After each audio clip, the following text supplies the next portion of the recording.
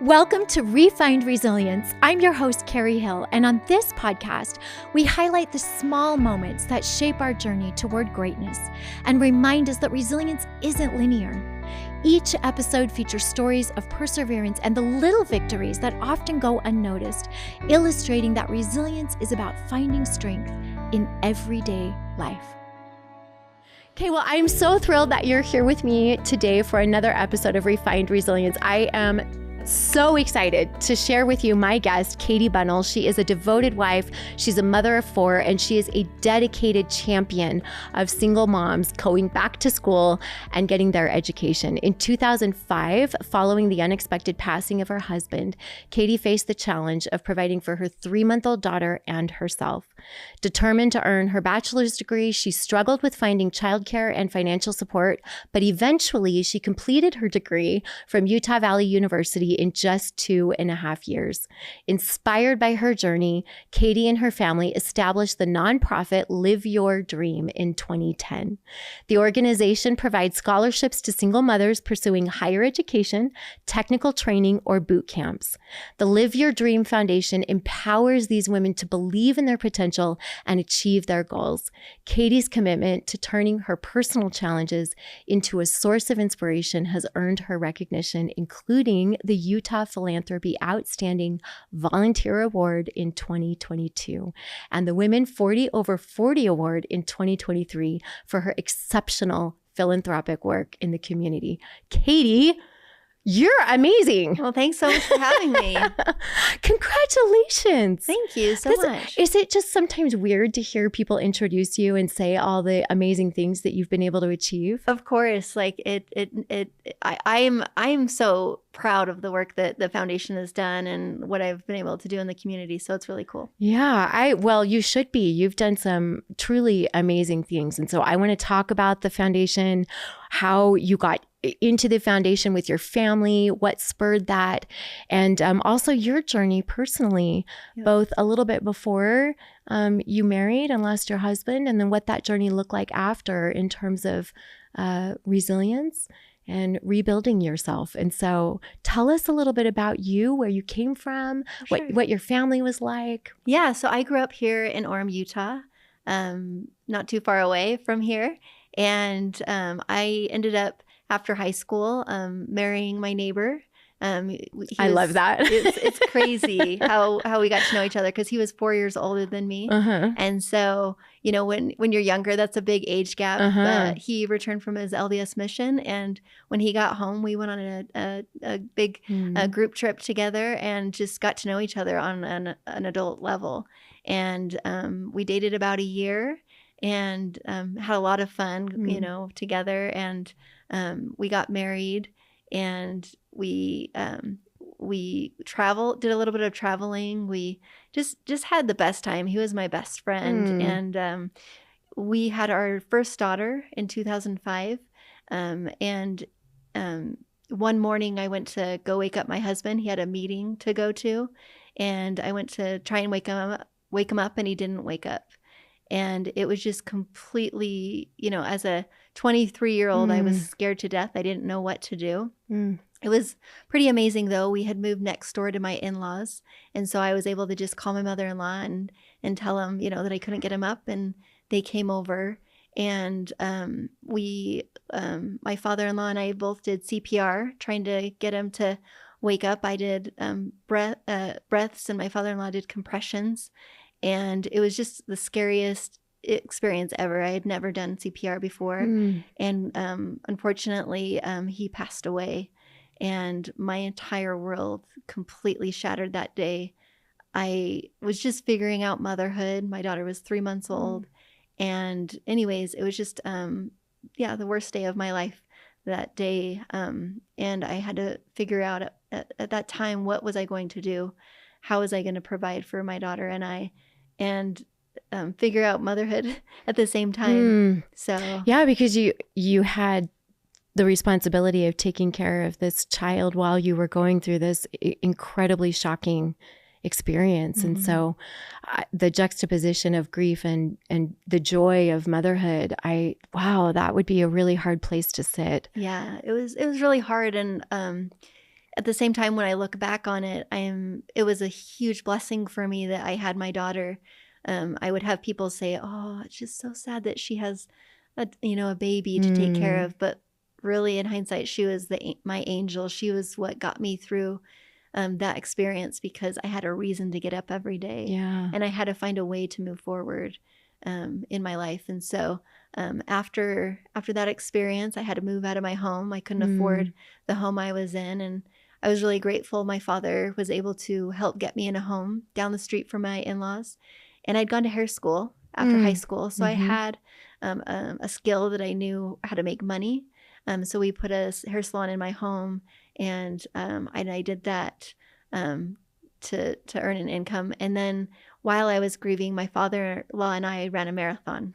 Oh my goodness. And that was so healing, because it gave us time to just talk. And I'm really so grateful for my father-in-law, because he was grieving the loss of his son. And at the same time, he took care of me and was able to help me through that time. And after about a year of grieving, my mother-in-law said, "What do you think about going to school, gaining an education?" And I was like, "That's what smart people do." I can't go to college. That's for smart people.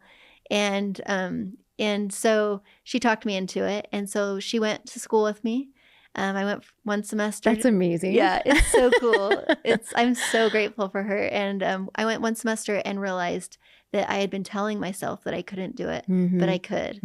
And that's when I went every semester, and I was able to get my bachelor's degree in business and psychology in just 2.5 years. Wow, Katie, that's amazing. And I want to go back on a couple of things that you said. Number one is the healing process that you went through, having your daughter with you to focus on and to help pull you out from that darkness, which I'm assuming you absolutely experienced in that moment. I'm guessing that there was a lot of resiliency shown to her as well. And how has your relationship developed, from that really connective bonding place?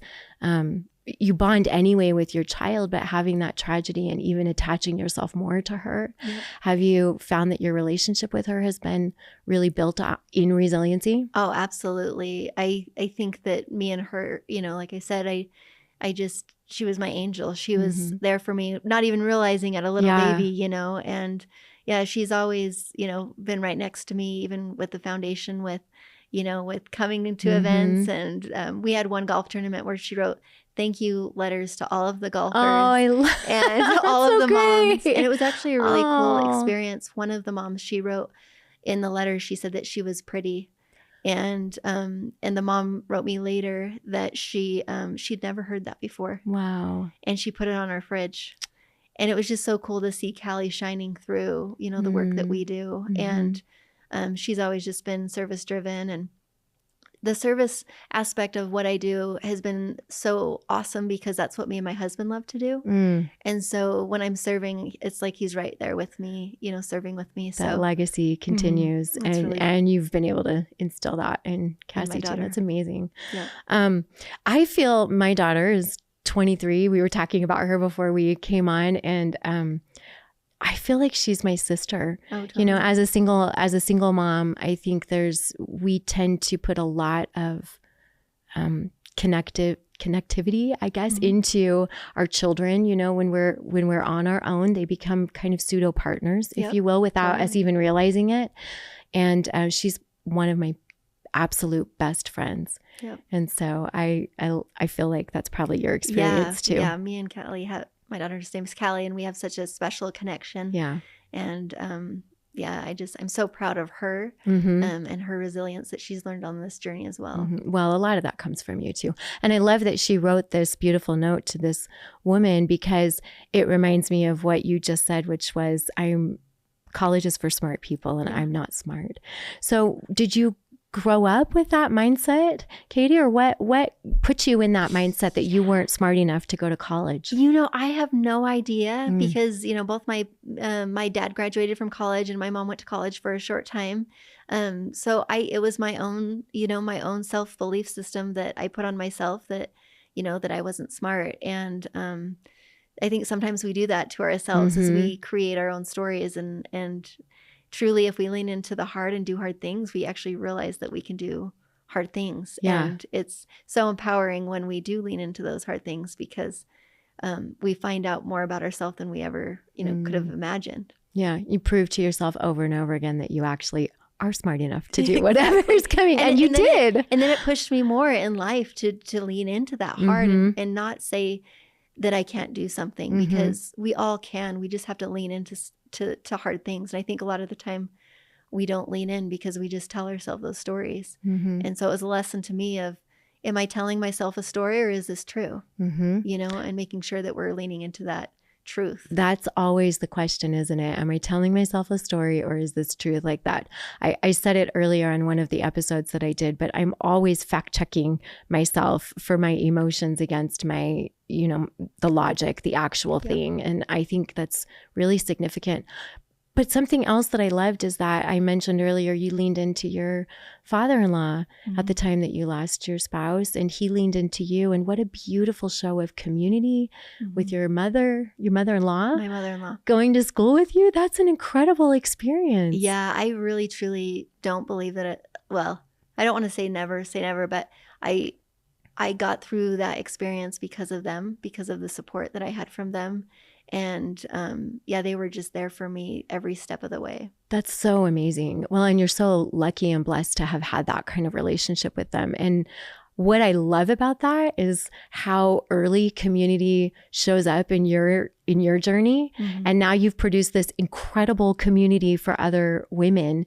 And I'd like to know, at what point in your journey, Katie, did you come into this space of the live your dream adventure? So after I graduated, my sister came to me and she said, my dad's company wanted to start a nonprofit, and they wanted to help single moms after my experience, because I had some challenges back, in my day. I'm a little bit older than than when at that time, they didn't have scholarships that you could apply for single moms. Right. There was some one-off scholarships, or there was a one-off scholarship that I got that, a woman was a widow, and so she'd given a scholarship at the school, and so I was able to get that scholarship. And so after I graduated and she said, what about starting a scholarship to help single mothers? I was so excited because, that was just something that I always wanted to do, but it was something that I didn't think I would be able to do until I was older. In retirement, maybe age, I could maybe do something to help single moms. And so in 2010, we started Live Your Dream. And so we're going on almost 15 years, and we've given over $500,000 in scholarships. That's amazing. And we've raised over $1 million. It's been really cool, because along this journey we've had pivots, that we've had to try new things with raising funds. And we have an endowment fund we decided to start because we were raising money, giving it away, raising money, giving it away. And it, as anyone knows, in the nonprofit world, that's super exhausting. And so we started this endowment fund, and we have over $800,000 in that fund. Once we reach 3 million, we'll start pulling from that so that we can give scholarships for generations. I want to be able to make a difference long after I'm passed away. Katie, I love that legacy and that vision. It's so beautiful. Congratulations. Thanks. This is so much work. I see you working so hard on social. The news sees it. Everybody that knows you sees it. And you're getting more and more visibility across the board with what you're doing. And I just can imagine what a beautiful experience that is, to see this thing that happened to you turn into this incredible foundation, and to see people come into it with you. Yeah. It's been really cool, just turning that pain into purpose. I believe that when we do that, magic happens. Because when we have hard things happen, like, we can have it just be awful and just destroy us, or we can turn it around and say, how can we learn from this? How can we be better? And I feel like that's what I've done with the Live Your Dream Foundation, is turning that pain into purpose. I know what it's like to feel alone. I know what it's like to feel discouraged, to feel like no one, cares about me. And I've pulled some of those experiences that I've had in my life of feeling those ways, and tried to give back and create a community. So we have a Live Your Dream family that we do all sorts of things once they become a scholarship recipient, with activities, holiday support, school supplies for their children.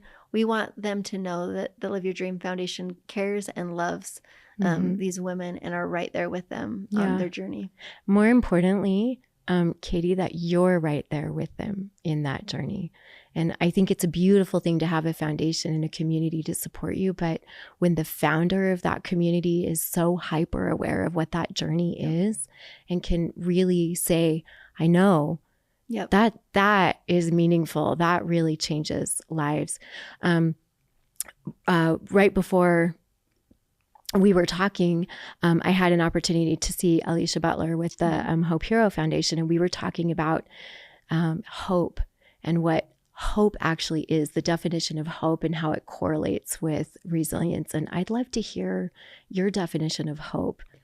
Well, that's what I feel like we as a foundation are trying to give these women. What we've discussed over the years with all the different stories that we've heard, and all the women say that it's not the scholarship that actually is, getting the finance help is fantastic, but it's hope that we give them. Because hope means that it allows the women to feel like they're not alone, that there's people out there that care about them and believe in them. And I just think that hope encompasses so many emotions, and it's different for everyone, depending on what they're going through. But truly just knowing that the people are there. Yeah. And what about resilience, Katie? Like, how do you define resilience in your life? I think that it just depends on the experience that I'm having, but and the day. But I just think getting through hard things and finding good in your life at the same time, because I think sometimes it feels nearly impossible.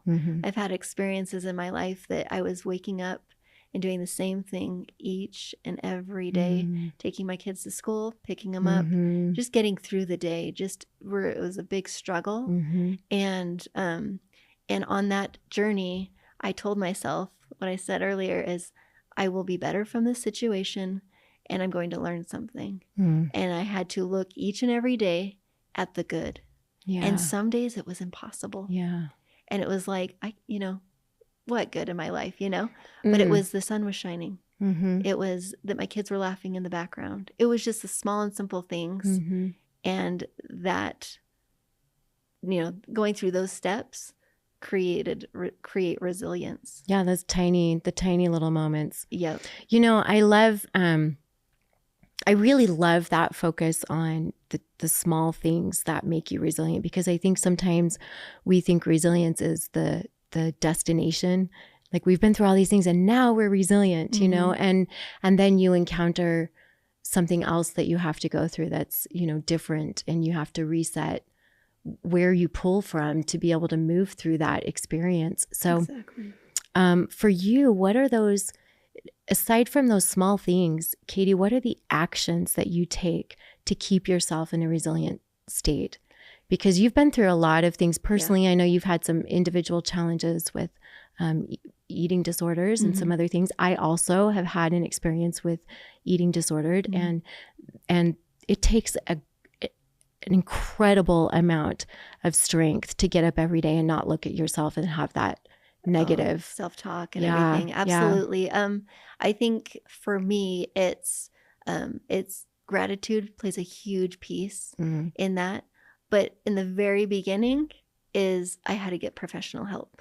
I believe in therapy. I've gotten trauma therapy throughout my life in different states. After my husband passed away, I did some group therapy and individual therapy. During my eating disorder, I went and I was an outpatient at the Center for Change. I'm in therapy now. I truly believe that having somebody to talk to and sort through your thoughts and get in the best place possible. But then again, in my regular life, it's those small and simple things of, having a routine, maybe working out, having your close set of friends that you can talk to. There's just so many habits that I think that you need to find for yourself of what is healthy for me, what is in my life that's toxic that I need to remove. So those are a few things for me that I've done. And then just for me, like I said in the beginning, gratitude, recognizing what's in my life that's good. There's so much good in the world if we focus on those things. And I know I totally get it if you're thinking, my life is hard, it's different, it's I have nothing to be grateful for. Been there. I totally feel that. But I promise if you look for the good, you'll find it. And if you get in the habit of doing that, you will find it. Yeah. And then if you start thinking like a gratitude journal, you think every day I'm going to write down 3 things that I'm grateful for. Well, then all day you're looking for the good in your life. Right. And you're recognizing those things. So it's just getting in, different habits that are going to bring you joy. And they're going to help you get out of that tunnel. Yeah. Because that tunnel of just being in the trauma, being in, the negativity, all of that stuff, it can get really lonely and really hard to be in. Yeah. And especially when you're doing it by yourself. I think we've had that conversation before about the differences of single momdom, if you will, right? And the different journeys that are in that space. And there's people such as yourself that were widowed with there was no illness, there was nothing. It was just all of a sudden. And then you have moms that have been single from the onset. And then you have moms that were divorced, years into their relationship. And so when you're alone in that space, it's hard when you don't have your partner and your cheerleader, if you will, to pull you out of that. That balance of I got you, you got me is really challenging. And really so hard. For you, Katie, how do you both embody during this time in your life? Because now you're remarried. Yep. And so during this time that you were single, how were you your own best partner? I really truly think that it's finding your small circle of people. Yeah. Your ride or dies, the people that see you in the good, the bad, and the ugly. I had a mom actually reach out to me recently, one of our scholarship recipients, and she's just been really, really struggling. She lives in an area that's kind of far out where she feels really alone and goes to work every day, kids, comes home and just feels extra lonely and in her head. And I just told her, I said, I am here for you whenever. You message me, you call me, if you just need to talk, if you need to get stuff off your mind. So it's finding those people. I was thinking about it. There's lots of people that I know, lots and lots of people, right? That we all know. We all have so many people that we know, maybe in work, maybe in school, maybe in your neighborhood. You know a lot of people. Yeah. But your close-knit people, how many people is that? 3, 4, 5, right? And those are the people I'm talking about. Those are the people that you need to just let them know, say, hey, I am feeling really lonely. I need somebody that I can talk to. Can you be one of my people? Yeah. And just find a few people because we can't do it alone. Like we cannot do it alone. And so, but it's also on our part, where I'm at now, is knowing what that feels like and reaching out and being there for others.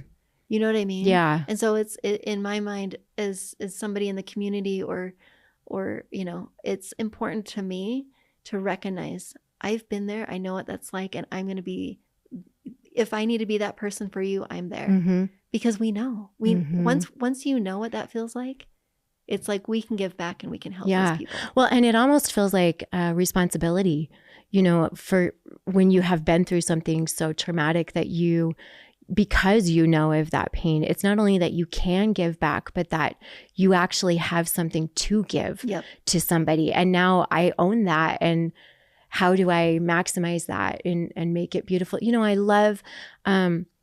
I really love, you're such a strong woman, Katie. It doesn't, you're so petite and beautiful and you're just amazing. And you've just got this incredible power around you and this beautiful soul. And I love that you leaned into not just the journey that you were on, but that you leaned into becoming an advocate for those voices who are living alone and who are sad and who don't have those 3 to 4 people around them to support them. Who supports you now?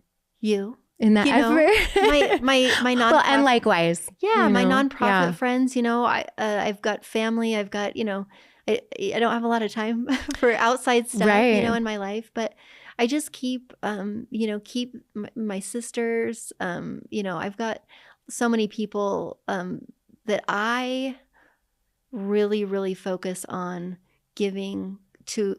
You have to give to a relationship to get a relationship, right? Yeah. And I think that's really important. If you're feeling alone, are you giving to a relationship? Because you'll get one back, if you're giving one.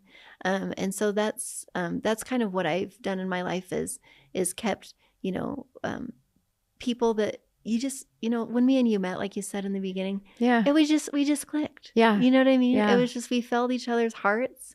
And that's what I always say is if you can connect people with their hearts and their stories, there's so much more to each other, Do you know, I thank you for that because I feel the same exact way about you. And I also, what I really appreciate about you, Katie, is that you allow people to feel what they're feeling, but you don't allow them to stay there. Yep. You're really good about offering a structure, even if that's just in conversation with them that says, yeah, this is hard, but what are we going to do next? For sure. Do you find it hard? Because I find it hard sometimes to be empathetic for situations that I don't fully understand. And because I've been able to somehow get through something, I think everybody should be able to get through something, so how do you temper the patience and the empathy with your resilience? Yeah. So I actually had a story happen after my husband died.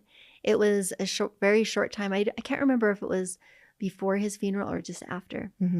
I had a friend call me and she was sobbing and I thought something was really, really wrong. I was like, oh my goodness. And she says, my boyfriend might break up with me. And at the time, my husband just died. And so I was like, oh, you're fine. You're going to be fine. Right. But I had this feeling that I needed to be there with her. And I sat with her and I was there for her.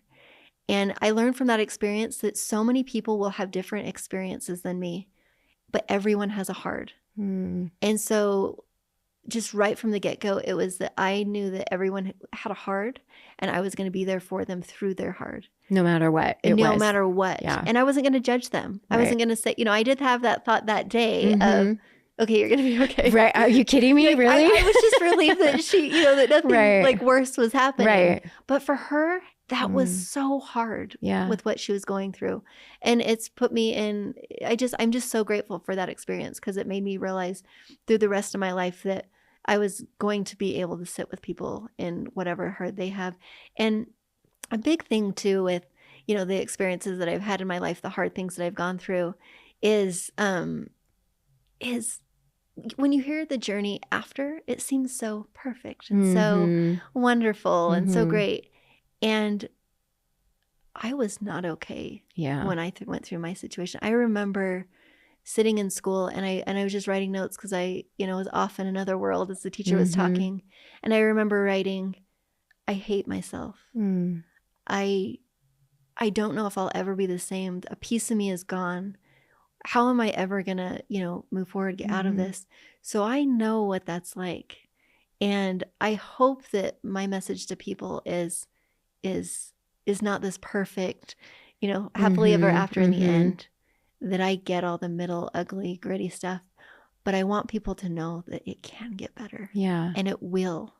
Just keep pressing forward. Keep finding those people in your life that can be there for you, and keep knowing that you're going to be okay. And that and if you haven't found those people, you will, and they will be there for you.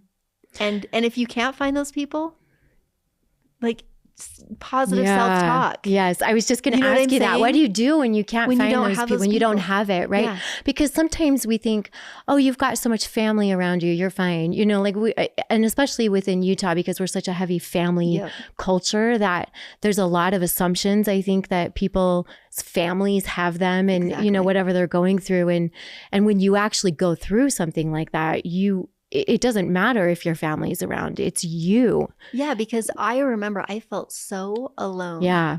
But you would have looked at the situation and said, oh, you've got all your family, you've got all your people. Right. And we all know what that feels like to where you feel like you're going crazy because you're like, you don't know why you still feel alone. Mm-hmm. But a lot of it is because nobody really knows exactly what you're going through except for yourself. Mm-hmm. You know? Yeah. I can have compassion, different things because you're a single mom, Right. but I don't know everything that you're going through. Right. You know? Yeah. And Yeah. so it is difficult, and it is an important thing, you know, with my daughter and different, you know, kids of mine. I tell them, sit in the hard, you know, give yourself that feel in order to heal, but then use the tools that you're learning along the way to get out of it. You know, give yourself an hour to say all the cuss words and just be angry and mad and all the things, but then say, okay, now what am I going to do? How am I going to move forward? What am I going to do? And set a plan for yourself. Yeah. Well, and you're really good. You're good. Like I said earlier about doing that, you can see that it manifests itself, that process that you've created for yourself in the foundation that you're creating for other women. And I think that's beautiful. I think too, something else that's really important is that if we are struggling in our loneliness, if you will, it's okay to let people know that you are lonely right now. Like, please do that. Yeah. And that nobody has to fix it. No. You don't have to fix it. I just need you to know that if my behavior is a little erratic, if I seem overly emotional right now, if I'm dealing with cloudy brain, it's just where I'm at. Nobody has to fix it. But if you just sit with me, just sit and listen to me and let me, because I think, don't you think you go to therapy and half the time you figure out what you yourself talk through your problem and you come up with a solution. Exactly. We're fixing ourselves, but we just need a sounding board. We just need a sounding board. Yeah. And I think that's why therapy is so helpful and beautiful, you know? And so I want to commend you first, Katie, that you've been through some really hard things. You have. And grief is one of those things. I lost my sister when she was 18 in a car accident, and the healing is ongoing. Yep. It never, that little hole, right? The hole that was big just gets smaller, but it stays a hole. Yep. It never closes. And so I think setting the expectation of just saying, yeah, it's going to be a hole. You're not going to get over it. You're going to get through it. And you're going to be okay. Yeah. But yeah, it never goes away. Yeah. And you may be fine. And then you'll, like, this year, you know, there's different dates, the anniversary of my husband's passing, my anniversary, and different things like that. And I have grief bursts. That's what I call them. I have grief bursts, and I just, you know, sob and feel sorry for myself and go through all those feelings. And then again, I go through, you know, the motions of what I know I need to do to get through it. And we have to figure out what that is for us. Yeah. And use it. Yep. Like, don't just recognize it as it's there, but like actually tap into that thing that has worked for you. Exactly. And you've done that. And that's with my really eating disorder. I mean, I came up with a whole regimen of what I can't do, what I need to do each and every day. It's, you know, it's not like you have an eating disorder and then it goes away. Right. You know, like any addiction or anything like that. And so every single day I have to focus on that and make sure that I keep myself, you know, doing well. So it's just important to know that, you know, you can do it. It's just, it takes effort on your part, and you can't get sloppy. You know? Yeah. You have to. Well, and you're really good at letting, I mean, I don't know that you're like that with everybody, but you know, when we're at lunch together, and you're very good about saying like, oh, I can't, you know, this bothers me, or I can't, you know, eat too much of this, or like, you know, yourself, and you've done a lot of work to know who you are in those spaces. Exactly. And so, you know, for other moms, let's just take that kind of acknowledgement of who you are, and the work that you've done into the single mom space. And I'd love to know, Katie, what kind of advice you would give moms in all different verticals of being single, about being resilient and being vulnerable. Well, we have these bracelets that we made, and they say you got this. And that's what I want the message to be for the women that we help, or even anyone. Anyone can use the message of you got this. And I think if you tell yourself, again, self-talk is so important, right? And so by telling yourself that you got this, I truly believe that mindset changes can really make a massive difference in just how to get through life. Yeah. You got this being vulnerable. You've got this being alone. You've got this being like everything, you know, and there's so many times we put these bracelets on people and they just start sobbing and they needed that message. I think there's not one person out there that doesn't need that message. So, do you know, well, I sent you a picture, I don't know, a few months ago, and someone gave me one of your bracelets.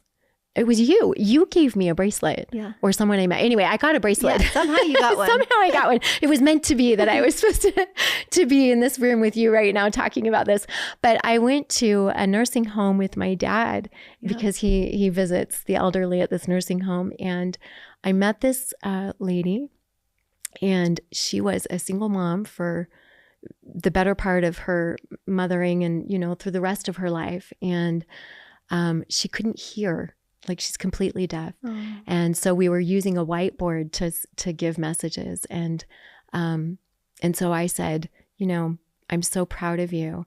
And she wrote back and said, I'm so proud of you. It takes all of us supporting each other. And so I gave her your bracelet. She did not take that off. To this day, she still wears that bracelet, and she's about 95 years old. That's so cute. I love that. And I love hearing those stories because we just all need each other. Yeah. We all need to lift each other. And it doesn't matter beautiful. The age. Oh, no, it doesn't matter. It doesn't matter. I mean, I think that feminine spirit it doesn't matter. The age is irrelevant. Exactly.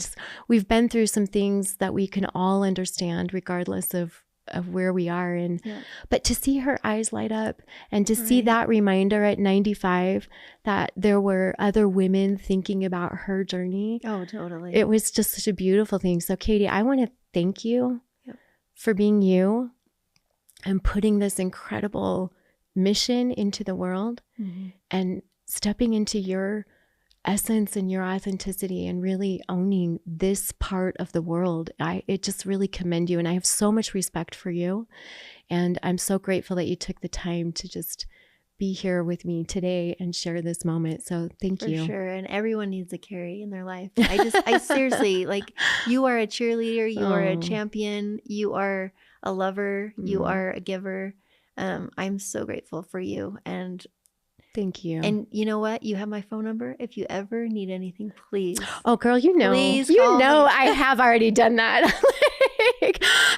There's been moments where I wanted to text you. It's like 2:00 in the morning. I'm like, why am I awake at 2 in the morning? I'm awake usually. So yeah. But thank you for being there. We have this, I use always Wonder Woman when I talk about my friends, because I believe that we're all Wonder Woman, and we all have a journey of resilience and hope and faith and vulnerability. And it's beautiful to see a community of women share that experience in so many ways. So I appreciate you. So thanks for being here. Yep. Thanks for having me. Okay. So tell us where we can find more information out about you. So liveyourdreamfoundation.org is where any single mom can apply for our scholarship. Also, we have so many resources. We have a resource center on our website as well. So any single moms in Utah can go on that website and look for all kinds of help, clothing, mental health help, just so many different things. So that's where you'll want to find And us. we can find you on social. And social media is at Live Your Dream Foundation Utah. Okay, awesome. Thank you so much. Everybody, please check out the foundation and make a donation if you can. Katie, thank you. Yep, thank you. Thank you for joining us on this episode of Refined Resilience. We hope you found inspiration in the stories shared and the small moments that remind us all of our strength. Remember, resilience is built not just in the big challenges we face, but in the everyday experiences that shape who we are. A special thanks to our sponsor, Build Then Bless, for making Refined Resilience possible. Until next time, remember, it's the small moments of resilience that make us great.